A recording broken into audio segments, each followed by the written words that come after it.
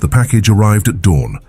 The tribal elders of Naphtali gathered around the blood-soaked bundle, their faces draining of color as they unwrapped the cloth. Inside was a human arm, severed cleanly at the shoulder, the flesh already beginning to decay in the desert heat. Attached to the wrist was a leather cord with a simple message carved into a wooden tablet. Consider this. Take counsel. Speak up. Across the 12 tribes of Israel, 11 similar packages were being opened. 11 identical messages. 11 pieces of what had once been a woman. This was not a war crime from an enemy nation. This was not the work of barbarians from distant lands. This was something far worse. This was a message from a fellow Israelite, from one of their own Levites, a holy man, a priest of the living God. And the message was clear. Something unspeakable had happened in Israel, something so horrific that only this brutal declaration could adequately convey its gravity. But to understand how the body of a woman came to be carved into 12 pieces and scattered across a nation, we must travel back 4 days earlier to a dusty road at sunset, where a man and his concubine approached a city that should have been safe. In those days there was no king in Israel. Every man did what was right in his own eyes. This phrase, repeated like a funeral dirge throughout the book of Judges, sets the stage for our story. It was a time of chaos, moral decay, and spiritual bankruptcy. The generation that had witnessed the miracles of Joshua's conquest had died, and their children had forgotten the God who had brought them out of Egypt. The Promised Land, won through divine intervention and bloody warfare, was becoming a nightmare of internal corruption. The Levites were supposed to be different, set apart as priests, as mediators between God and man. They had no tribal inheritance of land. Instead, they lived scattered throughout Israel's territories, supported by tithes and offerings, devoted to serving the Lord and teaching His law to the people. They were meant to be the conscience of the nation, the guardians of holiness, the living reminders of the covenant with Yahweh. Our story centers on one such Levite, unnamed in Scripture, living in the remote hill country of Ephraim. Like many Israelites of his time, he had taken a concubine, a woman of lower social status than a wife, but still legally bound to him. She came from Bethlehem in Judah, the house of bread, though the story she would inhabit would be one of horror rather than nourishment. The relationship between this Levite and his concubine was troubled from the start. The biblical text tells us she played the whore against him, or in some translations, she became angry with him and left. Either way, the relationship fractured and she fled back to her father's house in Bethlehem. For 4 months she remained there, perhaps hoping never to see her master again, perhaps simply waiting to see if he would come for her. He did come. After 4 months, the Levite traveled to Bethlehem to speak kindly to her and bring her back. His motivations remain murky. Was this love? Possessiveness? Concern for his reputation? The text doesn't tell us, and perhaps that ambiguity is intentional. What we do know is that her father received him warmly, too warmly, keeping him as a guest for 5 full days with feasting and celebration, as if delaying the inevitable journey home. On the 5th day, the Levite rose early, determined to leave. His father-in-law tried once more to delay him, but the Levite refused. By the time they left with the concubine, a servant, and 2 donkeys, the day was already advanced. They traveled north through the Judean hills, and by late afternoon they were approaching Jerusalem, still called Gibeah in those days, still inhabited by Jebusites, not yet the city of David. The servant suggested they stop for the night in Gibeah, but the Levite refused. "We will not turn aside into a city of foreigners who do not belong to the people of Israel," he declared with tragic irony. "We will pass on to Gibeah." He wanted to stay among his own people, among Israelites, among those who shared his faith and his covenant with God. Surely they would be safer there than among pagans. They pressed on as the sun dipped toward the horizon, its dying light casting long shadows across the road. They passed by Jebus and continued north toward Gibeah, a small city belonging to the tribe of Benjamin. By the time they arrived, the sun had set completely, and darkness had fallen over the land. In ancient Near Eastern culture, hospitality was sacred. A stranger entering your city was under your protection. To house them, feed them, and ensure their safety was not merely a courtesy, but a moral obligation. deeply woven into the fabric of society.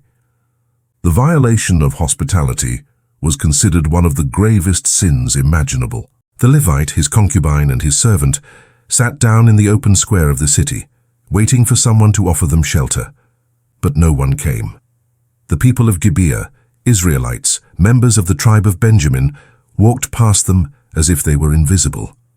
As darkness deepened and the temperature dropped, they remained in the square, unwelcomed, unhoused, unprotected. Finally, as night settled fully over Gibeah, an old man appeared. Significantly, he was not a native of Gibeah, but a fellow Ephraimite, living as a foreigner in Benjamin's territory. When he saw the travelers, he stopped and asked where they were going. Learning they were from Ephraim, he was horrified that no one had offered them hospitality. "Peace be to you," he said. "I will care for all your wants, only do not spend the night in the square." He took them to his house, fed their donkeys, and provided food and drink for the travelers. As they were making their hearts merry, relaxing after their long journey, they began to feel safe. They had found shelter among their own people in an Israelite city. What could go wrong?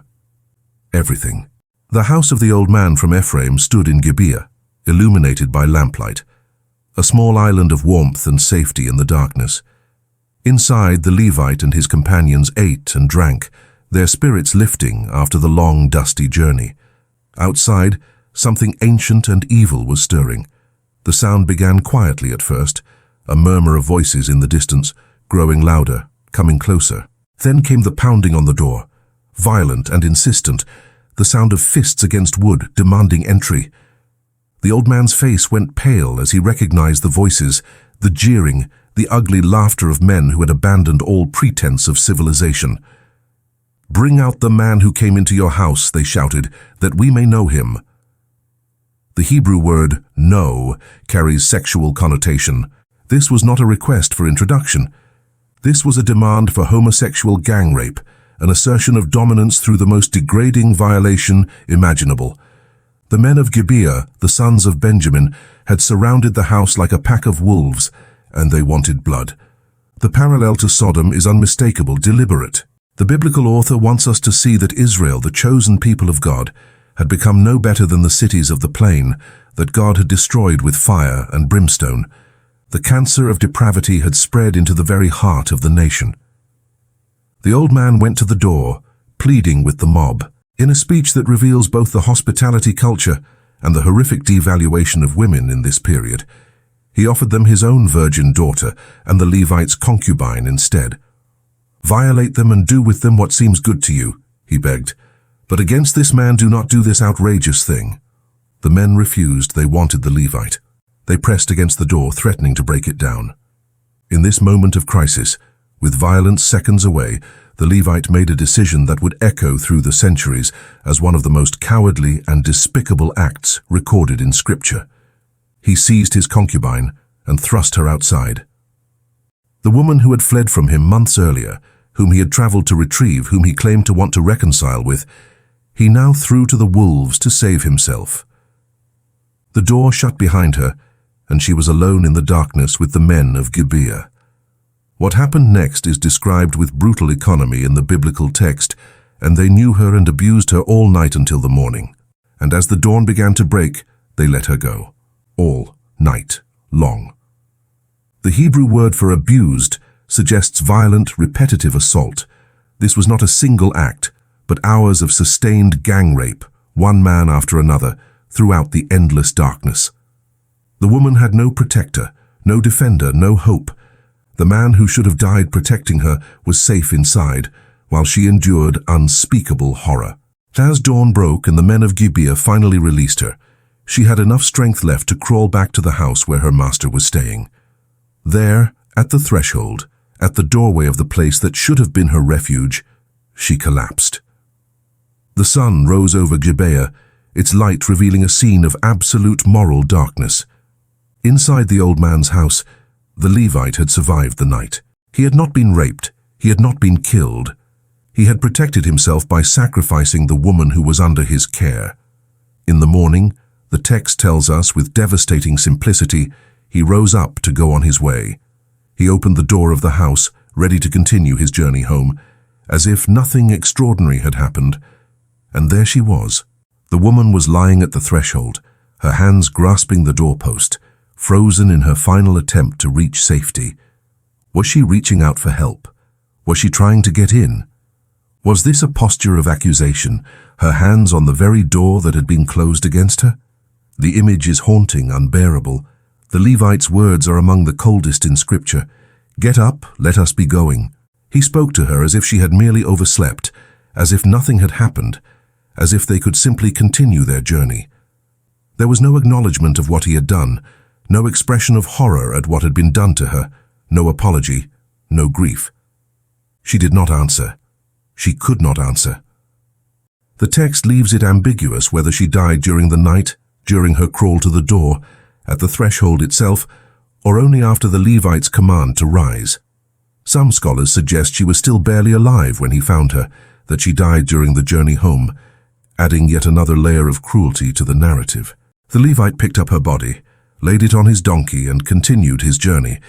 He traveled through the hills of Benjamin, back toward Ephraim, carrying her corpse. The Bible does not record his thoughts during this journey, whether he felt guilt or anger or nothing at all. The silence is deafening. When he reached his home in the hill country of Ephraim, he did something that shocks even in the context of this already horrific story. He took a knife and cut his concubine's body into 12 pieces, dividing her limb by limb, bone from bone, and sent the pieces throughout all the territory of Israel. Each tribe received one piece of her body, 1/12 of the evidence of the crime. It was a message impossible to ignore, a call to assembly that could not be refused, a declaration that something so terrible had happened in Israel that only the most extreme action could adequately respond. And it worked. When the Israelites saw what had been sent to them, they said, "Such a thing has never happened or been seen from the day that the people of Israel came up out of the land of Egypt until this day."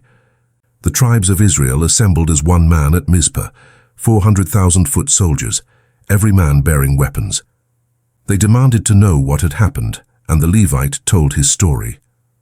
But notice what he said and what he omitted. He said the men of Gibeah surrounded the house intending to kill him. He said they violated his concubine until she died. But he never mentioned that he was the one who threw her outside. He never acknowledged his own cowardice, his own complicity, his own betrayal. The tribes of Israel demanded that Benjamin hand over the guilty men of Gibeah so they could be executed and the evil purged from Israel. But Benjamin refused. Instead, they rallied to defend Gibeah, mobilizing 26,000 soldiers plus 700 select warriors from Gibeah itself. Brother would now fight brother. Israelite would kill Israelite, all because of one night of horror in Gibeah. The resulting civil war was catastrophic. In the first battle, Benjamin killed 22,000 Israelites. In the second battle, Benjamin killed 18,000 more. The Israelites wept before the Lord, asking if they should continue fighting against their brothers. God said yes. In the third battle, using an ambush strategy similar to the conquest of Ai, Israel defeated Benjamin. 25,000 Benjamite warriors fell that day. The Israelites then turned to the cities of Benjamin, putting them to the sword, both men and beasts and all that they found. They set on fire every city they came to. The tribe of Benjamin was nearly exterminated. Only 600 men survived, fleeing to the rock of Rimmon where they hid for 4 months. The tribe that had defended the men of Gibeah was itself destroyed, their women and children slaughtered, their cities burned. But then came another problem. The Israelites had sworn an oath at Mizpah that they would not give their daughters in marriage to Benjamin. But without wives, the surviving 600 Benjamites would die childless, and an entire tribe of Israel would vanish forever. The cure had become nearly as bad as the disease. To solve this problem, they committed yet another atrocity. Learning that the city of Jabesh-Gilead had not sent representatives to the assembly at Mizpah, they sent 12,000 warriors to destroy it, killing every man, woman, and child except for 400 virgins, whom they gave to the Benjamites as wives. When that wasn't enough, they authorized the remaining Benjamites to ambush and kidnap young women from Shiloh during a festival, taking them as wives by force. The story that began with one woman being thrown to a mob and gang-raped ends with 400 women being killed in their beds and 200 more being kidnapped and forced into marriage. The violence against women continued, sanctioned now not by individuals, but by the assembled tribes themselves. The book of Judges ends with these words, repeated for the final time. In those days there was no king in Israel. Everyone did what was right in his own eyes. No one is punished for throwing the concubine to the mob. The Levite faces no consequences for his cowardice. The old man who offered women to protect a male guest is not condemned. The men of Gibeah are dead, but so are tens of thousands of other Benjamites who had nothing to do with the crime. The women of Jabesh Gilead are massacred. The women of Shiloh are kidnapped. Atrocity compounds atrocity, violence breeds violence, and the cycle continues. The concubine herself, the victim at the center of this horror, is never named. We don't know what she was called in life. We don't know her dreams, her fears, her hopes. She exists in Scripture only as an object, a possession, a body to be violated, carved up and distributed. Her silence is total, complete, devastating. But perhaps that silence is itself the message. Perhaps the biblical author intends us to be horrified by her namelessness, by the casual way she is discarded, by the fact that even her dismemberment serves someone else's political purpose. The Levite uses her body as a propaganda tool, sending her pieces across Israel not to honor her but to rally support for his cause. Even in death she cannot rest. Even in death she is used. This story stands in Scripture as a testimony to how far humanity can fall when we abandon God's law and do what is right in our own eyes. It shows us what happens when hospitality dies, when men value their own safety over the lives of the vulnerable, when tribal loyalty trumps justice, when violence becomes the answer to violence. It is a mirror held up to the darkness of the human heart, and what we see reflected there is almost too terrible to bear. Modern readers often ask why this story is in the Bible at all. Why preserve such a horrific narrative? Why not let it be forgotten? The answer is precisely because it is so horrible. The Bible does not sanitize human evil. It does not pretend that God's chosen people were always righteous. Instead, it shows us the truth, that without God, without law, without a king to establish justice, humanity descends into chaos and cruelty. The story of the Levite's concubine is a warning. It is a memorial to a nameless woman who suffered and died, because the men around her valued their own lives, their own honor, their own tribal affiliations more than they valued her. It is a testimony to the failure of a generation that had forgotten God. It is a cry from the depths of Israel's darkest hour, showing us where moral relativism leads, where tribalism ends, where the breakdown of hospitality and justice ultimately takes us. The body in 12 pieces was a message to Israel. Look what we have become. Consider this. Take counsel. Speak up. Something must change. And change did come, though not immediately. The story of the concubine is one of the final narratives in Judges, setting the stage for the books of Samuel and the establishment of the monarchy.